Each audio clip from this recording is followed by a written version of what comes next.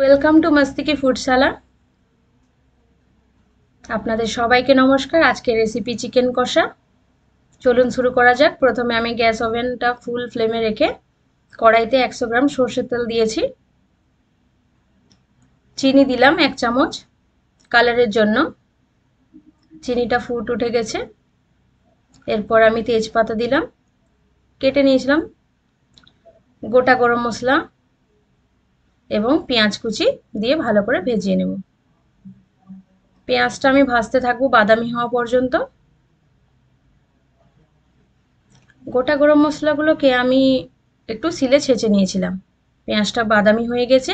এরপর আমি 3 চামচ আদা রসুন পেস্ট দিয়ে ভালো করে ভেজে নেব।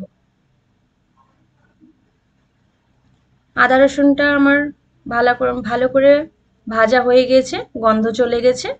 এরপর আমি 1.5 চামচ শুকনো লঙ্কার গুঁড়ো দিলাম এবং 1 চামচ থেকে একটু বেশি হলুদ দিলাম, দিয়ে ভালো করে কষিয়ে নেব। মশলাটা যাতে পুড়ে না যায় তাই আমি সঙ্গে সঙ্গে টমেটো কুচিটা অ্যাড করলাম। একটা বড় টমেটো দিয়েছি। টমেটোটা যে সিদ্ধ হয়ে যায় তাই আমি 1 চামচ লবণ দিলাম। ভালো করে কষিয়ে নিয়েছি।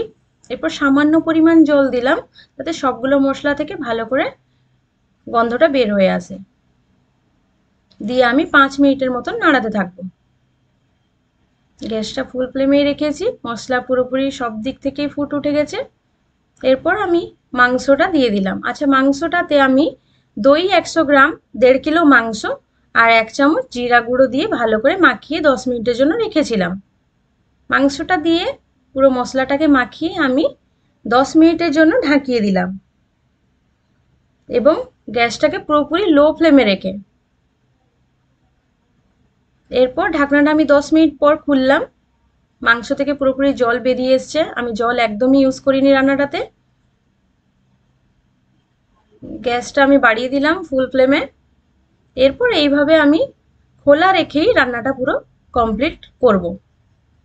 পুরো মাংসটা থেকেই ফুট উঠে গেছে, দেখতেই পাচ্ছেন। আপনারা নাড়াতে থাকবেন যাতে নিচে বসে না যায়। আপনারাও ট্রাই করবেন, আপনাদেরকেও খুব ভালো লাগবে।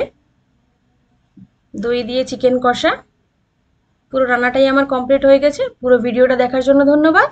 লাইক, কমেন্ট, শেয়ার, সাবস্ক্রাইব করে আমাকে সাপোর্ট করুন।